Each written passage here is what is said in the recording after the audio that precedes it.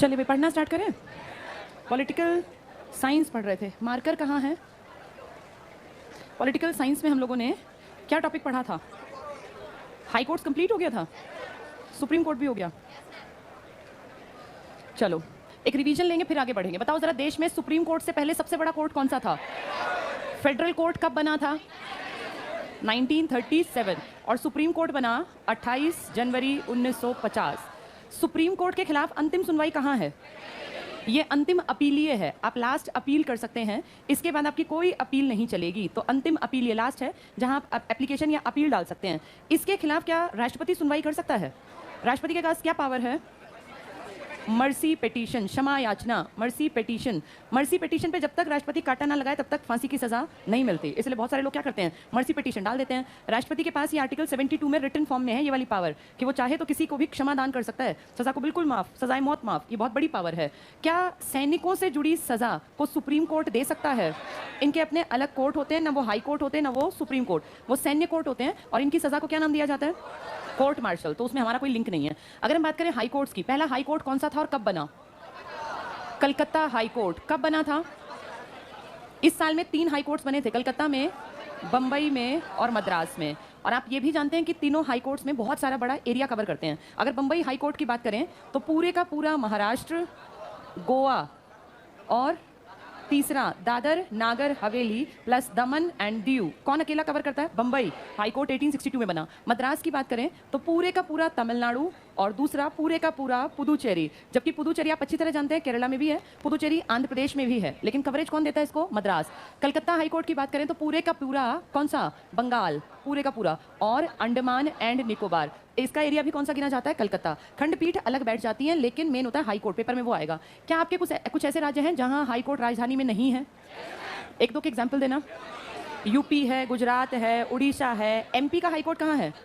MP का जबलपुर में, जबकि उसकी राजधानी क्या है? एमपी की, मध्य प्रदेश की भोपाल। तो इससे ये पता चलता है कि ये फोन रख लो, जो भी गड़बड़ करे उसको निकालो क्लास से।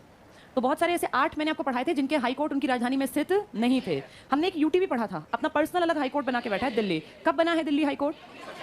1966 में 2 हाई कोर्ट बने थे, एक दिल्ली और एक चंडीगढ़। दोनों यूटी हैं, लेकिन ये स्पेशल दिल्ली का है, किसी और का साझे का नहीं है। जबकि इस हाई कोर्ट में पंजाब भी जाएगा, हरियाणा भी जाएगा और खुद चंडीगढ़ भी जाएगा। इसका मतलब दिल्ली अकेला यूटी है जिसका अपना पर्सनल हाई कोर्ट है। ये दोनों एक साथ अस्तित्व में आए। पहले ये बहुत पुराने टाइम में लाहौर में थे, फिर शिमला में, फिर ये अलग अलग हो गए। पटना हाई कोर्ट कब बना था? 1916 में। आज़ादी के बाद आपके देश में 1948 में 2 हाई कोर्ट बने। पहला कौन सा बना था? गुवाहाटी। गुवाहाटी में कितनी बहनें थी वो? 7। पहले 7 की किसी की राजधानी में नहीं था, असम के बड़े शहर में था। आज आप जानते हैं इनमें से 3 ने, जिनके नाम हैं मेघ, त्रिमणि, अपने अलग पर्सनल हाई कोर्ट्स अपनी अपनी कैपिटल में बना लिए। अपनी अपनी कैपिटल में। मेघालय की राजधानी क्या है? शिलोंग, इसने शिलोंग में हाई कोर्ट बनवाया। त्रिपुरा की है अगरतला, इसका हाई कोर्ट यहाँ है। और मणिपुर की है इम्फाल, इसका यहाँ। इन तीनों का, इसका मतलब नॉर्थ ईस्ट में 7 बहनों के कितने हाई कोर्ट हैं? 4। 3 के राजधानी में है। और ये गुवाहाटी असम का बड़ा शहर है। असम की राजधानी क्या है? दिसपुर, लेकिन इसके शहर में है, इसकी राजधानी में नहीं है। नॉर्थ ईस्ट में किन 3 के पास अपना हाई कोर्ट नहीं है? जो बच गए, कौन कौन से बच गए? अरुणाचल प्रदेश, नागालैंड और मिजोरम। यानी इन तीनों ने साझे में बना रखा है। किसके साथ? असम। इन चारों का इकट्ठा है। कहाँ गिना जाता है ये? गुवाहाटी। इन तीनों की राजधानी में खंडपीठ है, इसकी राजधानी में कुछ नहीं है क्योंकि इसके बड़े शहर में है। इसका बड़ा शहर कौन सा है? गुवाहाटी। ये सारी बातें इंपॉर्टेंट हमने पढ़ ली थी। हमने सुप्रीम कोर्ट पढ़ा था। सुप्रीम कोर्ट आपके देश में फेडरल कोर्ट से सुप्रीम कोर्ट कन्वर्ट हुआ था। और एक आदमी, क्या नाम था उस आदमी का पहले वाले का? हरिलाल जे कानिया। ये पहला चीफ जस्टिस ऑफ इंडिया है सीजेआई सुप्रीम कोर्ट का। पहले ये क्या था? फेडरल कोर्ट का मुख्य न्यायाधीश, फेडरल कोर्ट का था, फिर ये सीजेआई बन गया। आज आप अच्छी तरह जानते हैं आपका 48 नंबर का सीजेआई है एन.वी. रमन्ना। ये आपके 48 नंबर के हैं और अगले साल ये रिटायर हो जाएंगे। इनके लगने की कोई एज नहीं होती, इनको लगाते टाइम इनका एक्सपीरियंस मैटर करता है और इनको हटाने की एज है। अगर आप हाई कोर्ट से निकले, हाई कोर्ट से, तो आपकी एज 62 में आपकी रिटायरमेंट, और अगर सुप्रीम कोर्ट में है तो 65 में आपकी रिटायरमेंट। अब मुझे बताओ, ये क्या हमने पूरे पेजेस कर लिए थे या पढ़ना कुछ बाकी था? कंप्लीट हो गया था। हाई कोर्ट भी और ये भी, सुप्रीम कोर्ट भी। एक बार चेक कर लो, पेज 201 पर देखो। 201 से हमने कंप्लीट कर लिया। अच्छा, कितने पे? 201 पे तुम बता रहे हो, किस पे बता रहे हो? 140। अच्छा, 149 ये भी कंप्लीट हो गया था। जनहित याचिका पढ़ ली 148 की। 149 की स्वतंत्रता रह गई थी बस। बाकी ये तो पढ़ लिया था ना। अच्छा हाँ, कंप्लीट हो गया था, बस ये थोड़ा सा टॉपिक रह गया था। सुप्रीम कोर्ट की आज़ादी, आपका सुप्रीम कोर्ट क्या मानते हैं आप? सच में क्या आपकी न्यायपालिका स्वतंत्र है? रियलिटी में स्वतंत्र कुछ हद तक नहीं है, लेकिन किताबी ज्ञान कहता है कि हमारी न्यायपालिका स्वायत्त है, न्यायपालिका स्वतंत्र है, ऑटोनोमस, अपने आप चलने वाली बॉडी है। न्यायपालिका किससे प्रभावित नहीं है आपकी? जुडिशरी आपकी एग्जीक्यूटिव से प्रभावित नहीं है। कार्यपालिका में कौन आता है? पीएम प्लस कैबिनेट, और इसमें मेन कौन आता है? Supreme court plus high court. तो वो कहते हैं तुम्हारी कार्यपालिका किसको प्रभावित नहीं कर सकती? हाँ, लेकिन कार्यपालिका ने कोशिश तो पूरी की थी। जब नई कार्यपालिका 2014 में आई तो इन्होंने क्या शुरू किया था? एनजैक, नेशनल जुडिशरी अपॉइंटमेंट कमीशन, और कहा था कि हम हैं सर्वे सर्वा, हम इनके अपॉइंटमेंट करेंगे। इसको पूरी तरह खत्म कर दिया राष्ट्रपति के साइन के बावजूद सुप्रीम कोर्ट ने, और जजेस ने केस कर दिया गवर्नमेंट ऑफ इंडिया के ऊपर। फाइनली सरकार को मानना पड़ा कि ठीक है ये गलत था और इससे संविधान का कहीं ना कहीं उल्लंघन करते। तो इसके बाद सरकार ने किसके ऊपर राजीनामा किया? एमओपी, मेमोरेंडम ऑफ प्रोसीजर, जिसमें विधि मंत्री की चिंता है अगर सीजीआई हटेगा और सीजीआई की चिंता है अगर नीचे वाले जजेस हटेंगे। तो इसमें कुछ खास था नहीं, बचा हुआ ये सारे वही पॉइंट्स हैं, उनको जल्दी से 5 मिनट करके आज नया टॉपिक शुरू करेंगे। पेज 149 पे सुप्रीम कोर्ट की आजादी पे आ जाओ, ये सब तुम्हें पता है। तीसरा पॉइंट अंडरलाइन कर लेना, न्यायाधीशों की नियुक्ति में कार्यपालिका के हस्तक्षेप का अभाव है। कार्यपालिका ने कोशिश पूरी की, सुप्रीम कोर्ट ने बनने नहीं दी, इसकी दाल निगलने दी, एनजैक को नहीं आने दिया। एक पॉइंट छोड़ के अगला टिक कर लो, न्यायाधीशों को प्राप्त विशेष अधिकार, न्यायाधीशों के अपने कर्तव्य पालन में किए गए आचरण पर संसद या राज्य विधानमंडल के किसी सदन में चर्चा नहीं की जा सकती। लेकिन हमने तो पढ़ा था कि न्यायाधीश हटाए जा सकते हैं 2 कारणों से। क्या क्या थे वो? पहला क्या नाम था वो? साबित कदाचार, मेल प्रैक्टिस, व्यवहार में गड़बड़ हो, और दूसरा क्या था? हाँ, अक्षमता। अक्षमता मतलब डिसेबिलिटी, कैसी कैसी? या तो शारीरिक हो या तो मानसिक हो। क्योंकि इनका काम ना कोई क्लर्क का नहीं है कि इनको टाइप करना है, इनको ये बताना है कि इसको सजाए मौत मिलेगी या नहीं मिलेगी, इसको कितने साल की सजा। तो उसके लिए इनका मेंटली फिजिकली फिट होना बहुत जरूरी है। ये पॉइंट अलग है, कहता है रोजमर्रा की जिंदगी में आप हस्तक्षेप नहीं करेंगे, गलती करेंगे तो आप उनके ऊपर महाभियोग जैसा प्रोसेस चला देंगे। एक पॉइंट छोड़ के अगला पॉइंट करना, न्यायाधीशों को प्राप्त वेतन भत्ते भारत की संचित निधि पर भारित होते हैं। तुम्हें पता है शब्द भारित का मतलब क्या है? संचित, कंसोलिडेटेड फंड से निकलेंगे। एक बार बोर्ड पे देखो, सरकार के पास 2 तरह के फंड हैं, एक का नाम है संचित निधि, ये मैंने पहले बताया था, कंसोलिडेटेड फंड, और एक होती है आकस्मिक कंटिजेंसी फंड। अगर सारी सैलरी देखें इसी से निकलती है, सरकार के सारे खर्चे यही फंड से उठाती है सरकार। सरकार को पता है स्टेशनरी आएगी, बिजली का बिल जाएगा, जितने एम्प्लॉई हैं सबकी तनख्वाह, लेकिन किसी किसी की तनख्वाह को लिखते हैं संचित निधि पर भारित व्यय है। इसका मतलब समझ लो, इसका मतलब है इस सैलरी पर आप डिबेट नहीं करेंगे, इसके ऊपर आप डिस्कशन नहीं करेंगे, आप लोकसभा राज्यसभा में इस सैलरी को घटाने के लिए कभी भी कोई प्रस्ताव नहीं ला सकते। तो जिस सैलरी पे ना डिबेट हो ना डिस्कशन हो, सीधी बढ़ी मिले, उसे हम कहते हैं ये किस पर भारित व्यय है? संचित निधि पर। ये देना ही देना पड़ेगा आपको। अगर किसी क्लर्क की सैलरी है ना, पुलिस की, टीचिंग की, उस पर हो सकता है डिबेट करें, डिस्कशन करें। अभी आपने देखा था आपका ये प्रेसिडेंट जो है रामनाथ कोविंद जी, पीछे किसी फंक्शन में इन्होंने क्या कहा था कि जितना मैं टैक्स भरता हूं मुझसे ज्यादा तो बचत टीचर्स की है। टीचर्स की सैलरी पे बात आई थी। टीचर्स की सैलरी डिबेटेबल है, डिस्कशन हो सकता है। क्या न्यायाधीशों की सैलरी पर डिस्कशन पॉसिबल है? नहीं। उन पर देखना कभी कोई कुछ नहीं कहता, वो डिबेटेबल नहीं है। तो वही भारत की संचित निधि पर भारित व्यय, इसको टिक कर लो। कंसोलिडेटेड फंड ऑफ इंडिया से निकलती है ये, और जो उस पर भारित है मतलब आपको उतारना ही उतारना है, उस पर बोलना नहीं है। इसको टिक कर लेना, काम का पॉइंट था ये। इस पर आगे पढ़ना, ये विधायिका के हस्तक्षेप से बाहर है, इस पर संसद में मतदान नहीं हो सकता। अंडरलाइन कर लो, संसद में मतदान नहीं। नेक्स्ट टिक करना, संसद न्यायपालिका के कार्य क्षेत्र में कटौती नहीं कर सकती। एक पॉइंट छोड़ के अगला टिक कर लो, न्यायाधीशों के कार्यकाल की समाप्ति पर यानी रिटायरमेंट के बाद वकालत करने पर प्रतिबंध है। वकालत करने से क्या देश की भी तो बेइज्जती है? सुप्रीम कोर्ट का चीफ जस्टिस किसी छोटे मोटे आदमी का वकील बनकर लड़े केस, तो ठीक है या गलत है? नेचुरल जस्टिस का उल्लंघन है। नेक्स्ट टिक करना, भारत में न्यायपालिका और संसद दोनों सर्वोच्च हैं। संसद को पावर क्या है? आपके संविधान को चेंज करने की पावर सुप्रीम कोर्ट के हाथ में या संसद? लेकिन अगर वो गलती कर दे तो कौन खड़ी हो जाएगी? न्यायपालिका। इसका मतलब दोनों की इंपॉर्टेंस है, ये वही पॉइंट है। भारत में न्यायपालिका और संसद दोनों सर्वोच्च हैं। इसके बाद तीसरी लाइन टिक करना, इसमें अनुच्छेद आर्टिकल 121, 122 न्यायपालिका और विधायिका के बीच शक्ति पृथक्करण, दोनों के बीच बंटवारा कर रखा है। भारत में संविधान की सर्वोच्चता का सिद्धांत है। आपके यहाँ कौन सर्वोच्च है? कार्यपालिका, न्यायपालिका या विधानपालिका या संविधान? सब किसके अकॉर्डिंग चलते हैं? सुप्रीम कोर्ट भी संविधान को ही पढ़ के चला है आगे, तो संविधान की सर्वोच्चता है। अगले पॉइंट की सेकंड लाइन बीच में टिक कर लो, उच्चतम न्यायालय को संविधान का व्याख्याकार और मूल अधिकारों के संरक्षक के रूप में स्थापित किया गया। तो आपके देश में संविधान की व्याख्या करने का अधिकार किसका है? सुप्रीम कोर्ट का। ये पॉइंट सबकी समझ में आ गए थे ना? ये मैंने पहले पढ़ा रखे हैं, आज नहीं समझ में आएंगे जो आज आए हैं। आज हम नया टॉपिक स्टार्ट करेंगे, पेज 155 पे आ जाओ, आपातकालीन प्रावधान, इसी से अगला टॉपिक है। जो लोग आज ही या कल ही क्लास में आए हैं उनको अब तक की क्लास का कुछ समझ में नहीं आया, कोई टेंशन नहीं है। अब जो टॉपिक पढ़ेंगे ये समझ में आना चाहिए। क्या टॉपिक है, इसकी हेडिंग क्या है? आपातकालीन प्रावधान। हम आपातकाल को फोकस करके पढ़ेंगे, प्रावधान अपने आप समझ में आ जाएंगे। प्रोविजंस क्या होते हैं? हाँ जी, क्या दे रखी है? अपॉइंटमेंट राष्ट्रपति करेगा, लेकिन कार्यकाल नहीं होता और ना ही कोई सैलरी लिखित में है। नहीं है तो संवैधानिक, जहां आर्टिकल आ गया वो संवैधानिक है, लेकिन कार्यकाल और सैलरी लिखित में नहीं है, वो अपने आप मंत्रिमंडल जज करेगा। है तो संवैधानिक, जिसके लिए आर्टिकल आ गया मतलब वो संविधान में है। चलो देखो बोर्ड पर सब लोग इसको समझने पर फोकस करना, नया टॉपिक है, सबको अपनी जिम्मेदारी है समझना। आपातकाल को आप इंग्लिश में कहते हैं इमरजेंसी। इंडिया में इमरजेंसी के लिए उस किताब में लिखित में था जिसको आप कहते हैं कॉन्स्टिट्यूशन ऑफ इंडिया या भारत का संविधान। आपातकाल का टॉपिक आपने कई देशों से पढ़ा और फाइनली आपने डिसाइड किया कि जर्मनी ने जो आपातकाल का उपबंध रखा है ना वो बेस्ट है, इसलिए हम जर्मनी की अच्छी चीजों को इंडियन कॉन्स्टिट्यूशन के आपातकाल में डाल देते हैं। और हमने अपने कॉन्स्टिट्यूशन के भाग 18 में 18th में आपातकाल को जब लिखा तो उसमें जर्मनी को थोड़ा फोकस करके ध्यान से पढ़ा और कुछ चीजें अपनी और कुछ चीजें उनकी उठा के मिक्स करके इस पार्ट को अपना बेस्ट बना लिया। आपातकाल का मतलब होता है जब देश पे कोई विपदा आ जाए, कोई एकदम से परेशानी आ जाए और ऐसी परेशानी जो कि पूरे देश को खत्म कर सकती हो, व्यवस्था को तहस नहस कर सकती हो, उसे हम कहते हैं आपातकाल आ गया। देखिए ना हॉस्पिटल में आपातकाल क्या होता है, अब किसी को फीवर है तो आपातकाल में नहीं बुलाता, वो डॉक्टर को इमरजेंसी की फीस अलग से देनी पड़ती है। वो कब दी जाती है, कोई मिस हैपनिंग हो गई, एकदम एक्सीडेंट हो गया, या मान लीजिए कोई बहुत बुरी कंडीशन एकदम हार्ट अटैक की आ गई या स्ट्रोक फील हो रहा है तो हम कहते हैं इमरजेंसी है। इमरजेंसी बहुत खराब हालत में कहा जाता है वर्ड, और ये कोई ऐसा नहीं कि मुझे बुखार सा लग रहा है चल इमरजेंसी में दिखाऊं, डॉक्टर डांटेगा, डबल फीस लेगा और डांटेगा कि तुम्हें अकल नहीं है ना, सिर दर्द को या इसको बुखार को इमरजेंसी थोड़ी कहा जाता है। तो इमरजेंसी कंडीशन बहुत खराब होने पर आती है इंसान के साथ भी और देश के साथ भी, और जब भी इमरजेंसी आती है तो सब काम छोड़ के पहले सारा ध्यान इसको डील करने पर लगाया जाता है, इसीलिए इसको एक अलग से भाग में, अलग से पार्ट में लिखा गया। किस भाग में लिखा गया? 18। और भाग 18 में आप ये लगाओ आर्टिकल 352 से स्टार्ट करके 360 तक हर एक आर्टिकल में इमरजेंसी में क्या कुछ होगा आपके देश में ये लिखित में है। 352, 56, 60 अलग से याद करते हैं, उनके बीच की पावर्स अलग से पढ़ी जाती है। पहले मैं मेन की बात कर लूं, 352 है सबसे इंपॉर्टेंट, 356 है और 360 है। इन तीनों के अलग अलग नाम हैं। इसे आप कहते हैं देश पे दिक्कत आ गई तो आप नाम देते हैं ये राष्ट्रीय आपातकाल है, नेशनल इमरजेंसी। ये किसी एक आदमी पे नहीं आई है, किसी एक का एक्सीडेंट नहीं हुआ, ये पूरे देश पे दिक्कत आई है तो नाम पड़ गया राष्ट्रीय आपातकाल। हर एक आदमी को फील करना पड़ता है कि मेरे ऊपर दिक्कत है, मेरे देश के ऊपर दिक्कत है। 356 में देश पे दिक्कत नहीं आती, कोई राज्य गड़बड़ कर सकता है, मान लीजिए उड़ीसा कर दे, हरियाणा कर दे, पंजाब कर दे, कोई भी राज्य। अगर कोई स्टेट गड़बड़ करता है और अपनी मर्जी चलाता है, जबकि मर्जी किसकी चलती है आपके देश में, किसके अकॉर्डिंग काम चलता है, लेकिन ये स्टेट संविधान को निगलेक्ट करके कहता है मैं तो अपनी मर्जी से राज करूंगा, नहीं मानता किसी की बात, तो उस कंडीशन में स्टेट जब अपनी मर्जी से गड़बड़ करेगा तो उस कंडीशन में आपके देश में आर्टिकल 356 कहता है इस स्टेट की सरकार को हटा दो और इस सरकार का सारा काम धाम सौंप दो राज्यपाल को। लेकिन राज्यपाल का नाम नहीं लेता, नाम लेता है ये राष्ट्रपति का और कहता है ये राष्ट्रपति शासन लग गया,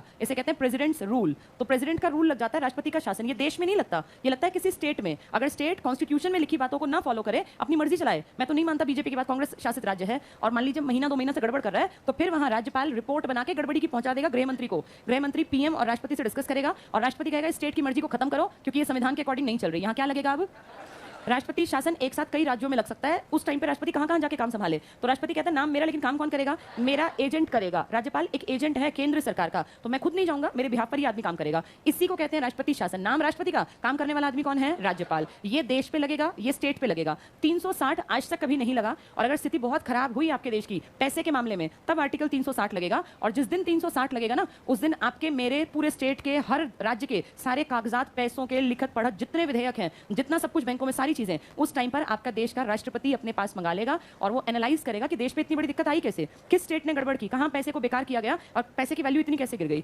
राष्ट्रपति अपने पास जब सारे विधेयक मंगा लेगा, सारे बिल्स मंगा लेगा, सारे बजट देख सकता है, उस कंडीशन में कहते हैं देश की स्थिति बहुत ज्यादा खराब होगी तब करेगा। और इसी को कहते हैं ये वित्तीय आपातकाल होगा, पैसे की इमरजेंसी, वित्तीय आपातकाल। आज तक कभी इंडिया में ये आपातकाल लगाने की जरूरत नहीं पड़ी, तो अपने आपको लकी मानो, नहीं तो 360 लगने का मतलब है आपके देश की स्थिति बहुत खराब हो गई, बहुत ज्यादा खराब। ये आपने सबसे ज्यादा बार लगाया क्योंकि ये किस पे लगता है, ये आपने लगभग 130 बार लग चुका, 125 से ज्यादा बार। ये आपने आज तक 3 बार लगाया, ये आज तक नहीं लगाया। तो मैक्सिमम यूज कौन सा आर्टिकल किया है आपने इन तीनों में से, 356। देश में यूज होता है या स्टेट में? हाँ, अब 352 को समझो ध्यान से। जो समझ लेगा उसके लिए किताब का चैप्टर बहुत आसान है और जो नहीं समझेगा उसको चैप्टर बहुत टफ लगने वाला है। चैप्टर आसान अपने आप बनाया जाता है, समझा जाता है। समझ के किताब को पढ़ोगे ना, अंडरलाइन करोगे, घर जाके पढ़ना, सब याद मिलेगा, अपने आप याद नहीं होगा। 352 की 3 कंडीशन सब लोग ध्यान से सुनना। पहली कंडीशन है युद्ध हो गया, वॉर। एक कंडीशन है किसी ने आपके ऊपर अटैक कर दिया, ये 2 अलग बातें हैं। वॉर होता है बराबरी का, मुझे पहले पता है कि लड़ने, मैं भी लड़ने जा रहा हूं। आक्रमण होता है मुझे अंदाजा ही नहीं था, मेरे ऊपर अचानक रातों रात आक्रमण कर दिया। इस चाइना ने जब आपके नॉर्थ ईस्ट पे अटैक किया था ना, तो आपको अंदाजा भी नहीं था कि अटैक करेगा। ऐसे ही आपने पाकिस्तान के कारगिल को सोचा भी नहीं था कि अटैक होगा, क्योंकि आप तो वहां यात्रा कर रहे थे।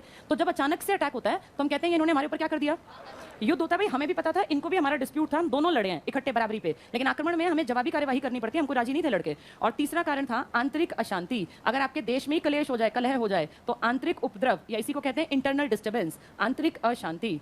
ये 3 कारण थे, इन तीनों का यूज किया है आपने। इसको तो हम एक ही मान लेते हैं। कई बार ऐसे कहते हैं भाई जानबूझ के हमें भी आक्रमण इसलिए करना पड़ा क्योंकि अगर हम पहल नहीं करते तो ये हमारे ऊपर अटैक करते। ये दोनों एक जैसी कंडीशन मानी जाती है, ये अलग है। इन तीनों का यूज आपने इंडिया में देखा। 1962 आपके ऊपर किसने अटैक किया, चीन ने। चीन के अटैक का कारण था, चीन बहुत चालाक देश है और अभी भी अगर तुम समझ नहीं पाए हो ना, ये तालिबान की जो बेल्ट और ये सब हो रहा है ना, इसमें भी चीन का बहुत बड़ा एक अपना कहीं ना कहीं गड़बड़ है। चीन चाहता है पूरे एशिया को एक ऐसी पट्टी बना लेगा, पूरे एशिया, 1 बेल्ट 1 रोड सुना है, नहीं सुना, कईयों को नहीं पता। 1 बेल्ट 1 रोड क्या है, ये पूरे भारत को अगर तुम सोचो, भारत में बैठे हैं, चाइना से स्टार्ट कर दो और आसपास के पूरे देशों में अपने अड्डे बनाएगा, ये सैनिक अड्डे। और बनाएगा कैसे? गरीब देशों की मदद करेगा। एक छोटा सा एग्जांपल, तुम्हारा पड़ोसी देश है श्रीलंका। गरीब तो है ही श्रीलंका। श्रीलंका की इकोनॉमी छोटी है, लोग कम हैं और उतना संसाधन भी नहीं है। श्रीलंका का एक इलाका पड़ता है हम्बन टोटा, शहर बसा दिया पूरा, और इसको कहा कि मैं डेवलप, चीन कह रहा है इसको, मैं डेवलप करूंगा, मैं पैसा लगाऊंगा, कुछ नहीं चाहिए मुझे, बस बाद में जब ये डेवलप हो जाए मेरा एक सैनिक हवाई अड्डा बनवा देना, यानी मेरी सेना यहाँ पे आके उतर सकती हो, हम यहाँ हथियार रख सकते हो, हमें एक एरिया दे देना। श्रीलंका को लगा मेरा एक इलाका, मेरे पास तो पैसा है नहीं, मैं कहाँ से डेवलप करूंगा। उसने चीन के साथ एक संधि कर ली और चीन ने अपना पैसा हम्बन टोटा में लगा के श्रीलंका के एरिया में और अपनी एक पैठ बना ली। अब तुम सोचो, अगर चाइना का एक सैनिक स्टेशन श्रीलंका में है तो क्या दक्षिण भारत पे खतरा नहीं है क्या? इंस्टेंट अटैक करेगा कभी भी और हम कुछ नहीं कर पाएंगे। चाइना ने तो ऐसे बहुत सारे एग्जांपल दे रखे हैं। इसने धीरे धीरे करके ना जो आसपास के एरियाज हैं, सब देश, चाहे वो पाकिस्तान के साथ इसके रिश्ते देखो, पड़ोसी भूटान के साथ, सबके साथ ये रिश्ते अच्छे बना रहा है। एक कड़वी सच्चाई है कि रिश्ते अच्छे बनते तब हैं जब आप किसी की मदद करते हैं। आप गरीब देश के अंदर 2-4 करोड़, 50, 60, 100 करोड़ या 1000 करोड़ लगा दो, वो आपकी वाहवाही करेगा। अब इंडिया के पास इतना पैसा है नहीं, इंडिया फिर भी मदद करता है। इंडिया जब तक भूटान की मदद करता है, ये जो अफगानिस्तान में गड़बड़ चल रही है ना तालिबान की, इस अफगानिस्तान को आपने खूब मदद कर रखी है। आपने अफगानिस्तान में जब संसद भवन बना था ना इनका, तो आपने पैसा लगाया था अपने देश से देके, और इन्होंने उसके बदले में वहां एक अटल भवन बना रखा था। अटल भवन, अटल बिहारी वाजपेयी जी के नाम पे, मोदी सरकार की घटना है ये। हमने इसकी खूब मदद की, पहले भी करते थे। आपने अब से 4-5 साल पहले यहाँ बहुत ज्यादा गेहूं फ्री का दिया था कि बेचारे गरीब देश हैं, उनका पेट नहीं भरता। आप ऐसा क्यों कर रहे थे? ताकि आपके रिश्ते किससे अच्छे रहे? अफगानिस्तान। पाकिस्तान आपका दुश्मन है, अफगानिस्तान की बाउंड्री आपसे टच है, कम से कम एक आधे के साथ तो यारी दोस्ती रहे। जैसे चाइना क्या कर रहा है, आपके अड़ोसी पड़ोसियों को सबको अपने फेवर में लेके और सब जगह अपनी सैनिक बस्तियां बसा लेगा, और कभी जब मन करेगा तुरंत आपके ऊपर अटैक करके आपके हिस्से को हड़प लेगा और आप कुछ नहीं कर पाएंगे। इसका एक बहुत सीधा साधा एग्जाम्पल 1962 का वॉर है, 1962। आपने कुछ नहीं किया था, हमारी कोई गलती नहीं थी, बस हमने एक आदमी को जो भाग के आया था, जो कह रहा था कि मेरा मर्डर होने वाला है, मुझे अपने यहाँ रख लो, हमने उसको अपने घर रख लिया था। वो आदमी था कहाँ का? तिब्बत का। तिब्बत एक छोटा सा देश था, कभी फ्री था, अलग था, आजाद था। यहाँ पे ना बुद्धिस्ट रहते हैं, और आप सब जानते हैं कि बुद्धिस्ट जो लोग होते हैं ये मारकाट से बचते हैं। ये भगवान बौद्ध, महात्मा बुद्ध के वंशज मान लीजिए कुछ, तो कहते हैं ये अच्छी अच्छी शिक्षा दो, मारकाट मत मचाओ। इस छोटे से तिब्बत में चीन ने देखा मेरा पड़ोसी ही तो है, और चीन ने डिसाइड किया कि क्यों ना तिब्बत को मैं अपने अंडर ले लूँ। उसने तिब्बत को धीरे धीरे करके अपने अधीन कर लिया बहुत पहले ही, और तिब्बत आज किसका पार्ट गिना जाता है? चाइना का। अब तिब्बत में धार्मिक लोग हैं, मारकाट की बात से बचते हैं, इस तरह की चीज़ों में इंटरेस्ट नहीं लेते। ये बात चीन को नहीं अच्छी लगती, तो चीन ने जो इनका गुरु था ना, जिस पोस्ट का नाम है दलाई लामा, हम सोचते हैं दलाई लामा एक आदमी है, नहीं, दलाई लामा एक धर्म गुरु हैं, धार्मिक गुरु हैं, जो एक पोस्ट है, जो उस पर बैठेगा वो दलाई लामा कहलाएगा। तो इनके एक दलाई लामा का मर्डर करने के लिए चीन उतावला था कि अगर इसको मार दें तो जनता तो बेवकूफ होती है, जैसा हम कहेंगे मान लेंगी। दलाई लामा के लोगों को पता चल गया कि दलाई लामा का मर्डर होगा, वो तुरंत वहां से भागा और उसने इंडिया में आके शरण मांगी कि भाई मुझे अपने यहाँ रख लो, देखो मैं तो महात्मा बुद्ध का कहीं ना कहीं ज्ञान का प्रचार प्रसार करता हूँ, बुद्ध तो इंडिया के हैं भाई। हाँ, तो देखा जाए तो इंडिया में ज़्यादा टाइम, नेपाल में पैदा हुए, इंडिया में रहे, मरे, घूमे, तो उस पर चाइना भी अपना हक जमाता है, नेपाल भी और इंडिया भी, जबकि उनका जीवन कहाँ कटा? हमारे यहाँ इंडिया में। ये जो बेल्ट थी ना महाजनपद वाली, पूरा इंडिया था उनका एरिया, तो इंडिया में उन्होंने शरण मांगी। इंडियन है इस तरह के, कोई विदेशी आ जाए शरण मांगे तो हम अतिथि देवो भव वाले टाइप के हैं। हमें ये पता था कि इसका दुश्मन कौन बना बैठा है? चीन, और कायदे से इसको शरण देना अपनी मौत को बुलाने के बराबर था। फिर भी हमने इसको शरण दे दी 1959 में, और ये 59 का गुस्सा चीन का आपके ऊपर किस सन में निकला? 1962। और चीन देखो कैसा है, इसने 1959 से 4 साल पहले 1955 में भारत के साथ एक समझौता किया था। उस समझौते का नाम था पंचशील समझौता। 5 बातें लिखी थी हमने और चाइना ने, और उन्होंने भी साइन किए थे और हमने भी साइन किए थे। पंचशील समझौता आपके नेहरू और उनके चाउ एन लाई, उनके हेड के बीच हुआ, जिसमें आपने लिखा हम एक दूसरे की टेरिटरी पे अटैक नहीं करेंगे, शांतिपूर्वक अच्छे संबंध बनाएंगे, जितना हो सकेगा व्यापार को आगे बढ़ाएंगे पॉजिटिव दिशा में, और एक दूसरे के दुश्मनों से इस तरह से हाथ नहीं मिलाएंगे ताकि हमें लगे कि भाई ये भी हमारा दुश्मन बन गया। इस तरह की 5 अच्छी बातें, उनके आंतरिक इंटरनल मैटर में अपनी टांग नहीं अड़ाएंगे, वो कुछ करें। ये 5 बातें कहलाती हैं पंचशील समझौता। किस किस के बीच हुआ? जिसमें से पॉइंट क्या था कि आंतरिक चीजों में आप हस्तक्षेप नहीं करेंगे, आप टेरिटरी पे अटैक नहीं करेंगे। लेकिन उसने कहा कि इंडिया ने दलाई लामा को अपने यहाँ रख के मेरी आंतरिक अशांति पे कहीं ना कहीं कुठाराघात किया, मैं इसको नहीं छोड़ूंगा। और 55 से 59 में चाइना को फील हुआ हमने पंचशील को तोड़ा है, और कुछ साल वेट करके वो 62 में आ गया कि तुमने पंचशील तोड़ा है, अब मैं तुम लोगों के एरिया पे अटैक करूंगा ही करूंगा। और तिब्बत के उस धर्मगुरु के चक्कर में हम लोग फंस गए, और ऐसे फंसे कि हमारे पूरे बॉर्डर पे, जो नॉर्थ ईस्ट का बॉर्डर है ना, यहाँ पहले आपके फ्रंट हुआ करते थे, फ्रंटियर एरिया बना रखे थे आपने ऐसे। जब तक अरुणाचल नहीं था तब तक ये एरिया ऐसे बांट रखा था, किसी किसी के नाम पे, नदियों के नाम पे, जनजाति के नाम पे। तो ये नाम अजीबोगरीब थे सारे। आप इनको कहा करते थे सारों को मिला के नॉर्थ ईस्ट फ्रंटियर एजेंसी। आप पूरा का नेफा, तो ऐसे एक एक का नाम कैसे याद रखें? अजीबोगरीब नाम थे, विदेशी टाइप के, तो आपने इसका नाम है नेफा, नॉर्थ ईस्ट फ्रंटियर एजेंसी। इन एरियाज पे ज्यादातर लोग, एक तो बर्फ का एरिया है पूरा पहाड़ों का, इस एरिया की पट्टी चीन के साथ टच है, तो चीन को अटैक करना बेहद आसान है। 1962 में चाइना ने आपके इस रीजन पर अटैक कर दिया, इस फ्रंटियर पर, और इसी को हम कहते हैं हमारे भारत के नेफा पर आक्रमण हुआ। किसने किया? ये चीन ने। चीन का टारगेट क्या है? हमने किसको शरण दे दी? तो वो एक तरह से गुस्सा निकाल रहा है अपना। और चीन आप जानते हैं बहुत ताकतवर देश है, उसको किसी की सुनने की जरूरत नहीं पड़ती। हमारे पास कोई ऑप्शन नहीं था। इनकी 80,000 की सेना आके जब खड़ी हुई तो हमने टोटल जो सेना यहाँ भेजी वो 10,000 की थी। किसी भी तरह से ये सबको दिख रहा था इंडिया हारेगा, और ये सबको आज भी पता है कि अगर चाइना अपने पे आ जाए तो इंडिया के पास ना उतने संसाधन ना उतनी तकनीक। हमारे सैनिकों में हिम्मत बेशक होगी, लेकिन लड़ते टाइम हिम्मत के साथ साथ हथियार भी चाहिए होते हैं। उनके हथियार बहुत बेहतर हैं, आपके मुकाबले महंगे भी हैं। ये दिख रहा था कि हम हारेंगे, लेकिन हम बॉर्डर को छोड़ना नहीं चाहते। पूरे वर्ल्ड ने इसके ऊपर थू थू की कि शर्म नहीं आती, इंडिया जैसे शांति प्रिय देश को छोटा सा देश है कैसे कर रहा है। जैसे तालिबान ने अफगानिस्तान पे नहीं कब्जा जमा लिया, ऐसे इसके चक्कर में था ये कि हमारे नेफा को किसका पार्ट बना लेगा।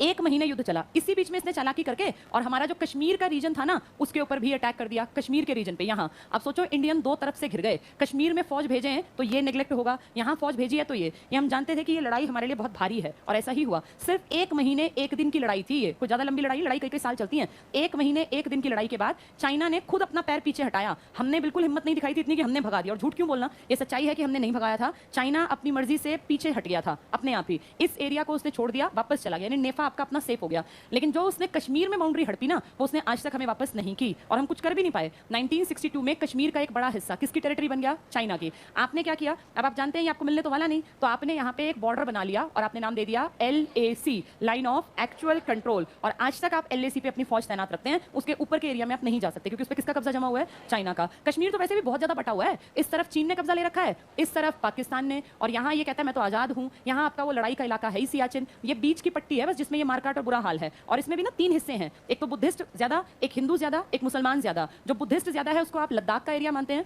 जहां मुसलमान ज्यादा है वो कश्मीर वैली है, कश्मीर घाटी। और आतंकवाद की 99% घटनाएं कश्मीर घाटी में होती हैं, जम्मू में कम होती हैं। जम्मू हिंदू बाहुल्य है, वहां आतंकवादियों को कोई घर में नहीं घुसाएगा। लेकिन कश्मीर के हिस्से में अलगाववादी, पता है ना अलगाववादी, जो क्या कहते हैं कि हमें किसका पार्ट बनना है, पाकिस्तान का। ऐसे बहुत सारे लोग कहते हैं इंडियंस हमें दबाते हैं, हमें परेशान करते हैं, उन्होंने एक्सप्लॉइट किया है, वो अलगाववादी है। पर क्योंकि आप धर्मनिरपेक्ष हैं, आपके देश में अपनी अपनी विचारधारा कोई भी रख सकता है, इसलिए देखो वहां के लोग नारे हमेशा पाकिस्तान के फेवर में लगाया करते थे। कश्मीर घाटी का ऊपरी हिस्सा ये आपका कहने को आपका हिस्सा है, लेकिन वहां ज्यादातर लोग फेवर करते हैं इनका, आतंकियों का। तभी तो इतनी घटनाएं होती हैं। घटनाओं में कहीं ना कहीं शय आम आदमी की भी शामिल होती है, वो ऐसा चाहते भी हैं कि ऐसा हो ताकि आतंकवाद से लोग डरे रहें। चलिए आगे बढ़ते हैं। आपातकाल 1962 में किसने अटैक किया हमारे ऊपर, चीन ने। चीन के 1 महीने का एक डर हमारे मन में बैठा और हमें लगा कि हमें ना आपातकाल हटाना नहीं चाहिए, इनका कोई भरोसा नहीं। कहने को तो 1 महीने बाद ही वापस हट गया, लेकिन वो डर हमारे मन में था, इसलिए हमने इस आपातकाल को बढ़ाते बढ़ाते बढ़ाते बढ़ाते कितना ले गए हम, 1968 तक। और देखो ये सही किया हमने। क्यों मैं ऐसा कह रही हूँ, क्योंकि इसी बीच में हमारे ऊपर पाकिस्तान ने भी अटैक कर दिया 1965 में। और इस अटैक से एक बात तो प्रूफ हो गई कि चीन और पाकिस्तान मिले हुए हैं। उसने एक ने अटैक किया तो इसको भी लगा कि मैं भी बहुत आसानी से इंडिया पे अटैक कर सकता हूँ। चीन से हम बेशक हारे, लेकिन पाकिस्तान से तो आज तक नहीं हारे। और पाकिस्तान उस गलत फहमी में जब हमारे ऊपर अटैक करने आया तो पाकिस्तान बहुत नुकसान में गया। इसके लाहौर तक हमारी इंडिया की फौजों की पहुंच बन गई। और ये तो शुक्र मनाए पाकिस्तान की, इसको एक संधि करने के लिए USSR, दुनिया की सबसे बड़ी ताकत, उस टाइम के बीच में आ गई और इसने हमें कहां बुला लिया, ताशकंद। और इस ताशकंद में एक समझौता हुआ जिसके तहत हमने सारा एरिया वापस कर दिया। किसका, हाँ, पाकिस्तान ने 47 का लूटा आज तक POK नहीं दिया, लेकिन हमने 65 का लूटा हुआ उनका हिस्सा वापस कर दिया। इसको बड़प्पन कह लो या इसको बेवकूफ़ी कह लो, जैसा तुम्हारा मन करे। ताशकंद समझौते से पाकिस्तान अपनी पुरानी टेरिटरी पे फिर से काबिज हो गया। नहीं तो जैसे POK में इन्होंने छीन रखा है ना, ऐसे हमने भी पाकिस्तान का एक हिस्सा छीन लिया था। 66 के समझौते से शास्त्री जी खुश नहीं थे और कहते हैं शास्त्री जी इसी कारण शायद हार्ट अटैक से चल बसे थे, क्योंकि वो चाहते थे कि पहले POK वाली बात क्लियर हो और उसके बाद फिर पाकिस्तान का ये हिस्सा हम वापस करें। भाई हम तेरा लाहौर तक का हिस्सा तब देंगे जब तू POK को खाली कर देगा ना। वो POK से हटा और आपकी जीत के बावजूद आपके हाथ से पाकिस्तान चला गया। तो ये एक इंटरनेशनल, इसको कहते हैं दबाव था हमारे ऊपर। और कहीं ना कहीं शास्त्री जी नाखुश होते हुए भी साइन करके आए थे ताशकंद समझौते पर। आए तो क्या थे, डेड बॉडी के रूप में वापस आए थे। वो बता ही नहीं पाए कि किस कंडीशन में उन्होंने साइन किया था। 1968 तक कंडीशन खराब चलती रही, इसलिए आपातकाल लगाए रखा। और अजीब बात देखो, आपातकाल हटा और फिर से आपातकाल की कंडीशन आ गई सेकंड टाइम में 1971। फिर से किसने अटैक किया, इस बार पाकिस्तान ने कहा इंडिया मुझे उकसा रहा है। क्यों, हम क्या कर रहे हैं, तो इसने कहा ये मेरे एक हिस्से को मुझसे अलग करवाना चाहता है। कौन सा हिस्सा, इसके पास एक पाकिस्तान था, पूर्वी पाकिस्तान, जो खुद इससे नाखुश था। वो चाहता था हमारा पीछा छूट जाए। ये जो पाकिस्तान अपने आप को मेन पाकिस्तान कहता है, हमें पूर्वी कहता है। और उनका एक बड़ा लीडर था शेख मुजीबुर रहमान। इस मुजीबुर रहमान नाम के लीडर ने बहुत बढ़िया रैपो बनाई। मुजीबुर रहमान, पूरा देश इसके साथ था, मुजीबुर रहमान के साथ। और पूरे देश में क्रांति की लहर थी कि हमें आज़ादी चाहिए पाकिस्तान से। शेख मुजीबुर रहमान जानते थे कि इंडिया बीच में है और इंडिया का दबाव है। पाकिस्तान कहीं ना कहीं तो दबाव मानते भी, एरिया हमारा बड़ा, टेरिटरी इतनी बड़ी, हमारे पास सेना ज़्यादा, जनसंख्या ज़्यादा, हर चीज़ का फर्क पड़ता है। जिसके पास ज़्यादा संसाधन है ना, उससे हमेशा छोटा वाला देश दबेगा। तो पाकिस्तान को पता था कि अगर पूर्वी पाकिस्तान में ये आदमी इंडिया का हाथ पकड़ लेगा तो मेरे हाथ से पाकिस्तान जाएगा, पूर्वी पाकिस्तान। इसने इंदिरा गांधी को कॉन्टैक्ट किया और इंदिरा ने इनको एश्योरेंस दिया कि हम आपकी हर संभव मदद करेंगे। सैनिक मदद कहोगे सैनिक कर देंगे, जैसा मन करेगा। तुम कहोगे कि पानी में लड़ना है तो अपनी फौज भेज देंगे, तुम कहोगे हथियार चाहिए हथियार भिजवा देंगे, हम तुम्हारे साथ हैं, तुम अपनी कोशिश करो लड़ने की। तो इंदिरा गांधी का एक सपोर्टिव हैंड मिल गया। किसको, इस बात पे कौन चिड़ेगा? पाकिस्तान। भाई उसका तो एंटी है ना शेख मुजीब, उसका हिस्सा छीनना चाहता है उसकी नजरों में। तो शेख मुजीबुर रहमान का इंदिरा गांधी के साथ ये जो बातचीत हुई, इस बात से पाकिस्तान चिड़ी और पाकिस्तान ने हमारे ऊपर अटैक किया। हम नहीं गए, वो आया हमारे ऊपर अटैक करने और उसने हमारे गुजरात से और कश्मीर तक की पट्टी पे लगातार आक्रमण किए। अब इसकी जवाबी कार्यवाही हमें देनी पड़ी, तो हमने भी अपनी फौज तैनात की और हमने भी उस पर अटैक किए। ये लड़ाई स्टार्ट हुई थी 1971 में और बहुत छोटी सी लड़ाई है और असलियत ये है कि न ये हमें लड़नी, न ये पाकिस्तान को। ये लड़ाई किसके लिए हो रही है? पूर्वी पाकिस्तान। हम चाहते हैं पूर्वी पाकिस्तान छिन जाए और वो चाहता है मेरा हिस्सा बना रहे, बस ये डिस्प्यूट था। ये लड़ाई कुछ महीने चली और 71 की लड़ाई में अब तुम्हारे बीच में ना अमेरिका आएगा ना यूएसएसआर। क्यों? क्योंकि यूएसएसआर के बीच में आने से हमने अपना एक पीएम गवा दिया। मर गए थे ना हमारे विदेश में जाके। कौन थे वो?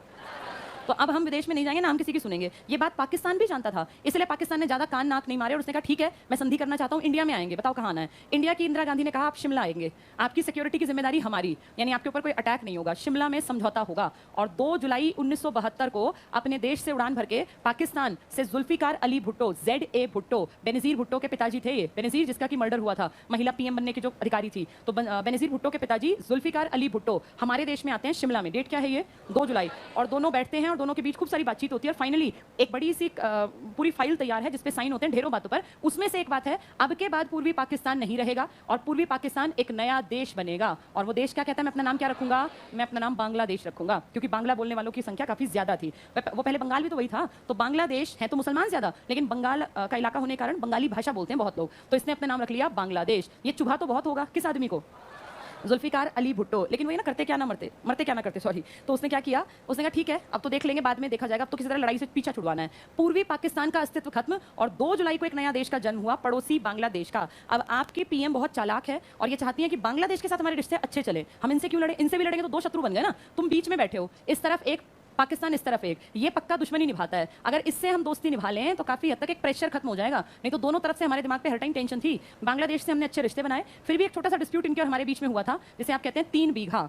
ये समझौता हुआ था बाद में, 3 बीघे जमीन का विवाद था हमारे और बांग्लादेश के बीच में। पूछते हैं 3 बीघा विवाद किन 2 देशों के बीच में था? भारत और बांग्लादेश। फाइनली इसके ऊपर 1975 में काम किया था। जिस आदमी का नाम मैंने भी बताया था ना, क्या नाम था उस आदमी का? शेख मुजीबुर रहमान। 74 से जब ये थे जिंदा, 75 में इनका मर्डर हुआ, तब से ये समझौता मतलब लड़ाई झगड़ा बनता चला गया और फाइनली जाके इंदिरा ने खूब कोशिश की, नहीं निपट पाया। अटल बिहारी वाजपेयी ने कोशिश की, अब जाके 2016 या पता नहीं 18 में जाके फाइनल डिस्कशन के बाद ये मामला निपट गया। अब आपके और बांग्लादेश के बीच में 3 बीघा समझौता संपन्न होने के बाद कोई डिस्प्यूट नहीं है जमीन का। तो आज हम कह सकते हैं कि बांग्लादेश हमारा दोस्त की तरह है। और किसके साथ हमारे रिश्ते खटास भरे हैं? पाकिस्तान। तो कम से कम एक तो है। सोचो चाइना अगर इसके सिर पे हाथ रख देगा तो ये भी दुश्मन बन गया। चाइना ने श्रीलंका को कहीं ना कहीं अपना फायदे के लिए बना ही लिया। चाइना मालदीव तक पहुंच गया। ये आप ही को तो घेर रहा है चारों तरफ से। इस बात को समझने की जरूरत है। चाइना की बहुत तगड़ी पॉलिसी है और चाइना ना, तुम देखना कुछ सालों में अमेरिका और रशिया को बहुत पीछे छोड़ के नंबर 1 बन जाएगा। चीन कितना समझदार है। पूरे वर्ल्ड में जहां फेसबुक और ये सब चलते हैं, यहाँ देखो चीन अपना सब कुछ चला रहा है। चीन किसी का फेसबुक मार्क जुकरबर्ग का नहीं चलाता। चीन की सारी सोशल साइट अपनी खुद की डेवलप की हुई है। चीन तकनीक में इतना आगे है कि सारी टेक्नोलॉजी अपनी डेवलप करके बैठा है। ये बहुत एडवांस चीजें बना रहा है और चीन को समझना हर किसी के बस की नहीं है। आने वाले दौर में ये कहना है, जो लोग थोड़ा समझते हैं ना राजनीति को, कि चाइना अमेरिका और रशिया को रिप्लेस करेगा और नंबर 1 बनेगा।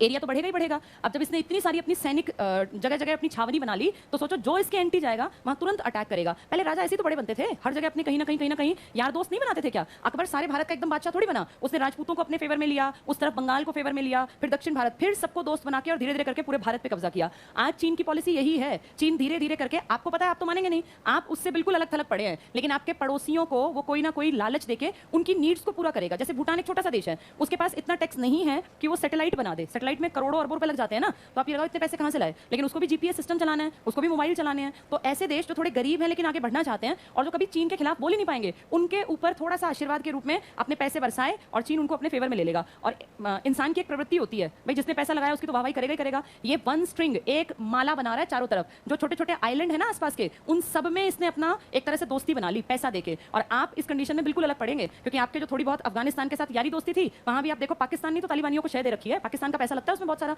इसी के तो ग्रुप के लड़के हैं वो, काफी हद तक ये भी उसमें इन्वॉल्व है। और ये खुश है कि अफगानिस्तान में तालिबानी आ गए। क्यों? क्योंकि अफगानिस्तान के अशरफ गनी के साथ आपके रिश्ते ठीक ठाक से थे। तो आप जो थे ना, जो हम सोचते थे कि चलो कोई नहीं, ये 2-4 नहीं है तो कम से कम एक बड़ा सा देश यहाँ तो है, अब ये भी आपके हाथ से गया। अब चारों तरफ से भारत के जितने पड़ोसी हैं वो सब किसके दोस्त बन गए हैं?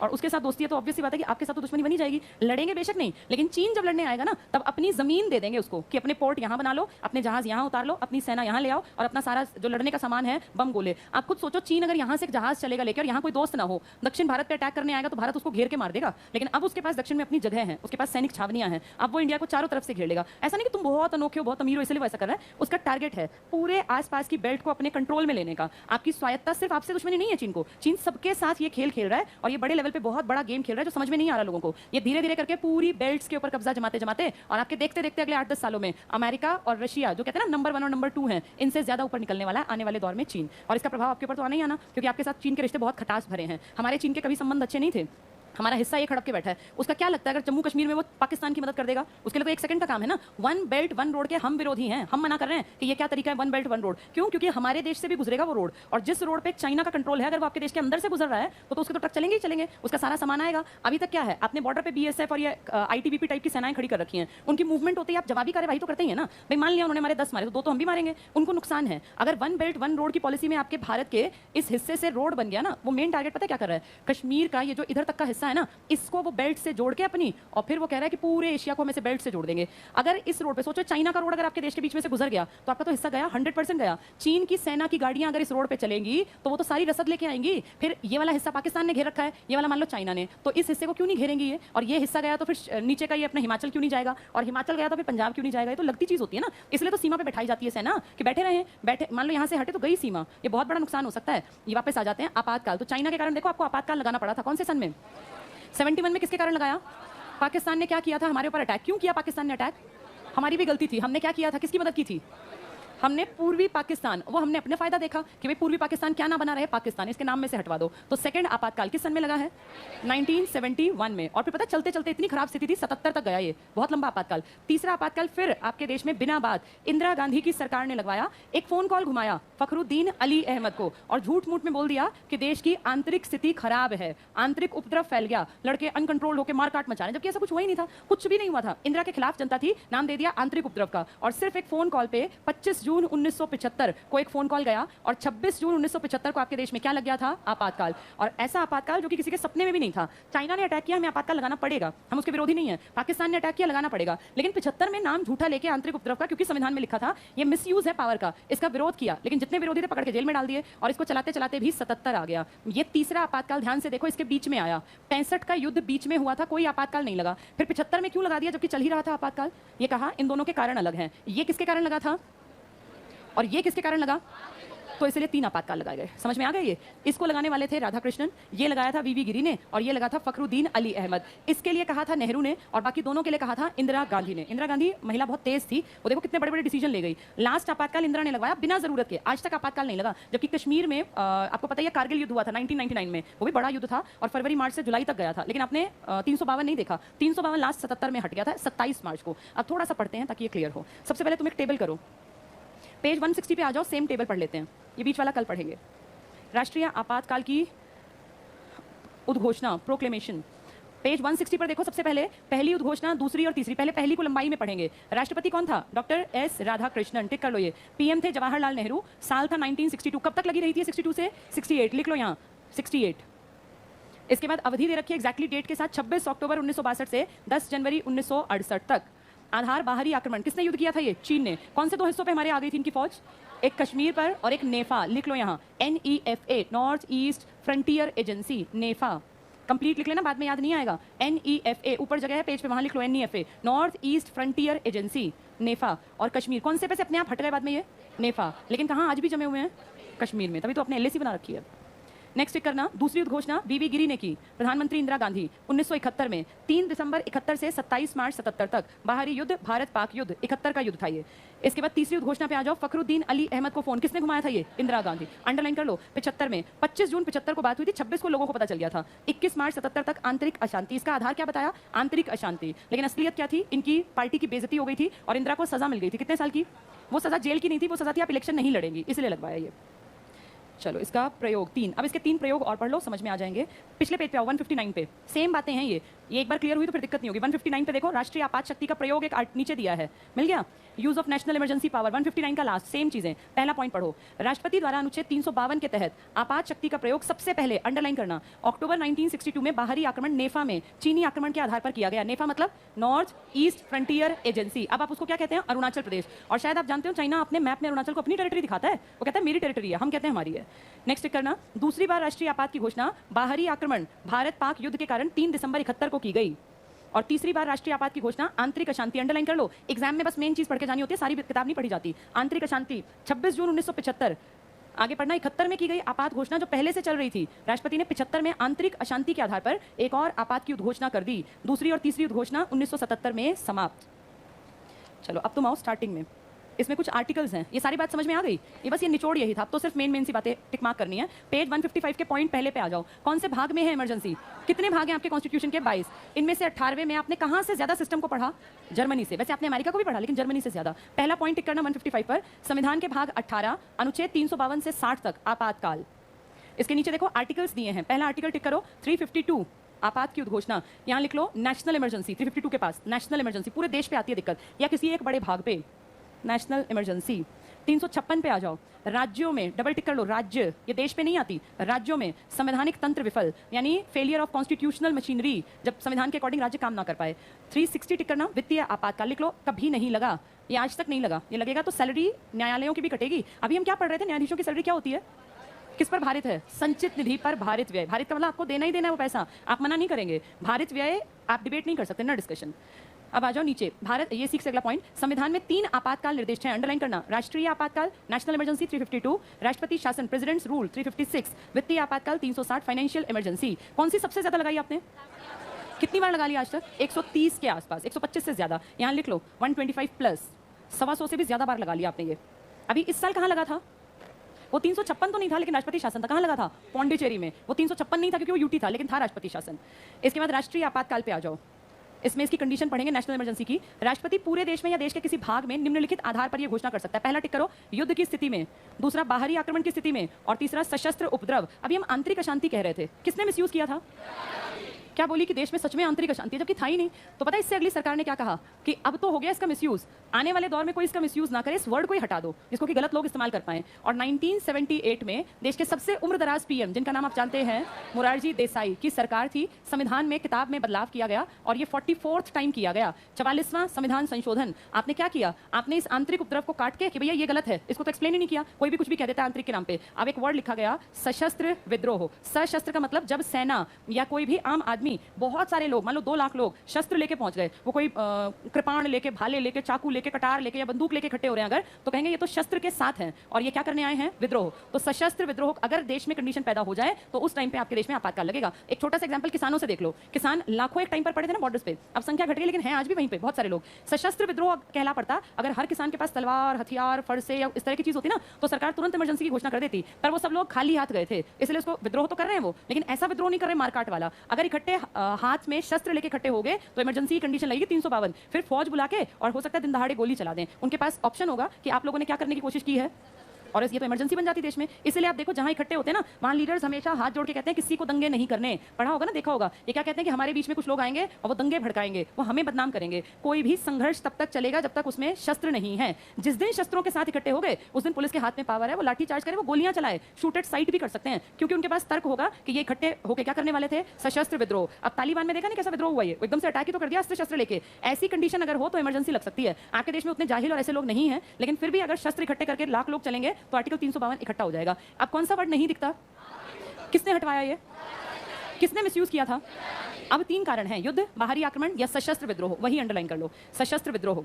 सशस्त्र उपद्रव लिखा है, यानी हथियार होंगे तो फिर लगेगा ये। अगला पॉइंट पढ़ना, संविधान में मूलतया आंतरिक उपद्रव शब्द था, इंटरनल डिस्टर्बेंस, किंतु वेरी इंपॉर्टेंट 44वें संविधान संशोधन 1978 द्वारा इसकी जगह सशस्त्र उपद्रव, आर्म्ड रेबिलियन शब्द को लाया गया। 44वां संविधान संशोधन ने प्रावधान किया कि राष्ट्रपति राष्ट्रीय आपातकाल की घोषणा मंत्रिमंडल की लिखित अनुशंसा पर ही, डबल टिक करो, लिखित अनुशंसा पर ही कर सकता है। याद है इंदिरा गांधी ने क्या किया था? फखरुद्दीन को क्या एक फोन घुमा के क्या बोली, देश की स्थिति खराब है, कल क्या लगा दो, आपातकाल। ना उसने 4 आदमियों से पूछा, ना कोई डिस्कशन, अपने मन में आया, अपने बेटे से पूछा और सीधे राष्ट्रपति के घर फाइल लेके चली गई और बोली देश में आपातकाल लगाओ। अब मोरारजी देसाई जब पीएम बने, इन्होंने कहा इसमें लिख दो, राष्ट्रपति सिर्फ कब साइन करेगा जब क्या होगी, लिखित सिफारिश। और लिखित सिफारिश एक औरत या एक आदमी की नहीं होगी, लिखित सिफारिश किसकी होगी, मंत्रिमंडल, यानी साइन होंगे। मंत्रिमंडल का मतलब कौन है, कौन लोग, कैबिनेट। आज पीएम मोदी की कैबिनेट में 77 आदमी हैं, 77 वो और एक पीएम खुद, 78 लोगों के साइन होंगे ना, तो इमरजेंसी लगेगी। इंदिरा ने क्या किया, अपने साइन किए और कागज ले जाके कह दिया सर साइन कर दीजिए। एक साइन पे इमरजेंसी लगी थी, अपने खुद के साइन पे। मोरारजी देसाई ने कहा गलत है, ये तो मिसयूज होगा पावर का। अगर सारी कैबिनेट साइन करे और उसमें भी एप्लीकेशन किस फॉर्म में होनी चाहिए, लिखित। एक फोन कॉल करके आप ये नहीं कहेंगे देश की स्थिति खराब है लगाओ आपातकाल, आप कागज लाओ, फाइल बनाओ, उस पर साइन करवाओ सारे कैबिनेट के, तब जाके राष्ट्रपति कहेगा कि हाँ मैं आपातकाल लगाऊंगा।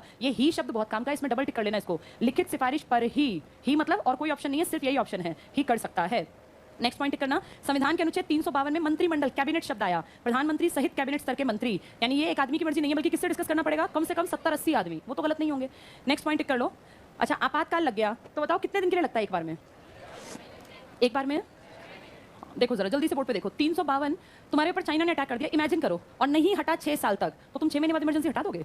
इमरजेंसी अगर वो 10 साल बैठा रहा तो 10 साल बैठानी पड़ेगी। इसका कोई टाइम पीरियड नहीं है, क्योंकि ये तुम अपनी मर्जी से नहीं लगाते, ये तुम तब लगाते हो जब तुम्हारे ऊपर कोई अटैक होता है। अटैक की कंडीशन जब सुधरेंगे तभी तो हटाएंगे, इसलिए कहते हैं अनंत काल, अनिश्चित काल तक 352 युद्ध की स्थिति में लगा रहेगा। 352 का टाइम पीरियड मेंशन नहीं है, कितना भी लंबा खिंच सकता है। एग्जाम्पल आपके सामने तो है, 62 से खींचते खींचते आप कितना ले गए थे, 68, और 71 से 77। 62 की लड़ाई 1 महीने 1 दिन की लड़ाई थी, लेकिन आपने आपातकाल नहीं हटाया क्योंकि कंडीशंस खराब थी। इसका कोई टाइम पीरियड नहीं है, आप कहते हैं अनिश्चित काल के लिए है, कोई निश्चित है ही नहीं। लेकिन 356, अच्छा जब ये लगता है ना, एक चीज और, इसको लगते मान लीजिए आज सरकार कह दे कि अरे चाइना ने गड़बड़ कर दी, सबके ऊपर अटैक कर दिया, तुरंत आपातकाल लिखित में करवाए साइन, 80 लोगों के और पहुंच गए, कल आपको पता चला आपातकाल लग गया। अगर ऐसा होता है तो ये कंडीशन है 1 महीने तक ये बस रहेगा। इस 1 महीने के अंदर अंदर इसको लोकसभा प्लस राज्यसभा की सहमति मिलनी चाहिए, और सहमति पता है कितनी, 2/3, 2/3, यानी 543 के 2/3 और 245 के, अगर 2/3 कहेंगे हाँ ठीक है आपातकाल, तो ये 1 महीने से आगे बढ़ेगा 6 महीने के लिए, फिर दोबारा 6 महीने बाद बैठेंगे, स्थिति खराब है आगे बढ़ा दो, फिर 6 महीने बाद फिर बैठेंगे। ऐसा नहीं कि अनिश्चित लगातार कितने कितने महीने के लिए लगता चला गया, हाँ 6-6 महीने करके, चाहे आप इसको 6 साल रखो या 60 साल, वो आपके देश की स्थिति के ऊपर है। हाँ हाँ, ये अच्छा क्वेश्चन है। इसने पूछा अगर आपातकाल लगा हुआ है तो क्या इलेक्शन होंगे। आपातकाल में इंदिरा गांधी का सबसे बेस्ट एग्जांपल है। इंदिरा गांधी के ऊपर ब्लेम आया था कौन से सन में, 75। इलेक्शन कब होने थे, 76। इलेक्शन नहीं हुए थे, इंदिरा गांधी ने लोकसभा का कार्यकाल 1 साल बढ़ाया, फिर बोली अभी स्थिति खराब है, अभी और खींचा, 1977 में जाके इलेक्शन हुए, 75 से 77 तक आपातकाल रहा, जिसमें इस साल इलेक्शन नहीं कराए गए। इलेक्शन कराने के लिए स्थिति का सामान्य होना बहुत जरूरी है, लेकिन कई बार ऐसा देखा गया, जैसे 68, ये 62 वाला है, 62 से कब तक चलता रहा, 68 तक। जैसे इलेक्शन की स्थिति 68 में ऐसा नहीं कि आपके ऊपर अटैक हो रहे थे, चीजें नॉर्मल हो गई थी, लेकिन आपके मन में एक डर था आपकी सरकार के कि कहीं अड़ोस पड़ोस से अटैक ना हो जाए। युद्ध लगातार नहीं चला था 62 से, स्थिति सुधरी दिखे तो आप कुछ भी कराओ। वैसे आपके लिए याद रखना जरूरी है कि अगर कभी ये 352 के तहत इमरजेंसी लगती है तो आप लोकसभा का कार्यकाल 1 साल के लिए बढ़ा देते हैं। 1 साल में स्थिति नॉर्मल हो ही जानी है। आपके पास इतने कितने हथियार, कितने साल लड़ेंगे आप 1 महीने 2 महीने 6 महीने में सबके हथियार फुस हो जाएंगे, किसी के हथियार नहीं चलने। हथियार चलते तब जब आप लड़ी ना रहे हो या दिखावट कर रहे हो, असली की लड़ाई लंबी नहीं चलती। आपने और चाइना ने कितने दिन लड़ाई लड़ी थी, 1 महीना 1 दिन। ऐसे ही आपकी पाकिस्तान की, हम फरवरी की कंडीशन देखें, जुलाई में क्लियर था, 2-3 महीने की मारकाट थी, वो उतने में हथियार खत्म होने की कगार पे आ जाते हैं। तो इसीलिए ये तो मान के चलो स्थिति खराब होगी तो हम इसको खींचेंगे, वरना कहते हैं 1 साल तक इसको रोके फिर आगे करा देंगे। तो इसको लगाना बहुत आसान है, लेकिन इसकी परमिशन लेना थोड़ा मुश्किल पड़ता है। कितने लोगों की सहमति चाहिए, 2/3। किसके 2/3, लोकसभा के भी और राज्यसभा के भी। कितनी बार लगा है आज तक ये, 3 बार। पहला किसका अटैक था, चाइना, फिर पाकिस्तान और फिर आंतरिक अशांति। ये है 352। 356 का टाइम पीरियड कम है, ये लगता है जैसे लग गया, मान लो 2 महीने में इसकी परमिशन लो, इसकी कितने महीने में थी, 1 महीने, इसका मतलब वो बड़ी बात थी। इसकी 2 महीने परमिशन लो, ये भी 6-6 महीने लगेगा, लेकिन ये मैक्सिमम 1 साल तक लगेगा। अगर मान लीजिए कोई राज्य कहे मेरी स्थिति नहीं सुधरी, तो 1 साल से इसको खींच के 3 साल करेंगे, लेकिन वो तब करेंगे जब इलेक्शन कमीशन कह दे यहाँ इलेक्शन नहीं हो सकते, इनकी स्थिति बहुत खराब है, या आपके देश पे कोई अटैक हो गया हो, तो आप कैसे इलेक्शन कराएंगे, नहीं कराएंगे। फिर भी कोशिश करते हैं कि किसी भी राज्य में 1 साल से ज्यादा बात को ना खींचे, 1 साल के अंदर उसको बना दे। 360 का कुछ लिखित में अब तक नहीं है, कितने साल चलेगा, कितने महीने चलेगा, तीनों क्लियर हो गए। कौन सा कभी तक भी चल सकता है, विदेशी जब हटेंगे तभी तो हटाएंगे। 356 कितने दिन चलेगा, पहले 6-6 महीने करके मैक्सिमम 1 साल। अगर इलेक्शन कमीशन कहते हैं इस राज्य में नहीं हो सकता इलेक्शन, तो 3 साल, और इससे भी ज्यादा बढ़ाना हो तो कॉन्स्टिट्यूशन को चेंज करना पड़ेगा। पंजाब ने 5 साल लगाया था 356, जबकि कंडीशन कितने की थी, 1 साल की। तो चलो कल बात करेंगे इसके बारे में।